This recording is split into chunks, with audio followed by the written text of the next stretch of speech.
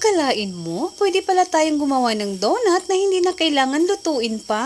Crushed grahams at condensed milk lang, may instant donut ka na. Jack na magugustuhan ito ng inyong mga chikiting. Kailangan lang natin dito ay 200 grams ng crushed grahams at half cup ng condensed milk. I-mix-mix lang muna natin itong mabuti bago natin ito masahin hanggang sa makabuo tayo ng dough. Kung medyo dry, dagdagan nyo na lang ng condensed milk. Ayan, at ganitong consistency ang kailangan natin. Gagamit lang tayo ng 1 tablespoon na panukat para pantay lahat ang gagawin nating donut. Bilugin lang muna natin ito bago natin ito lagyan ng butas sa gitna. Napakadali lang naman ito gawin. Pwede nyo ito gawin kasama ang inyong mga chikiting. Ayan, o diba? Napakadali lang nito gawin. Gagamit lang tayo dito ng sprinkles, pang toppings lang natin.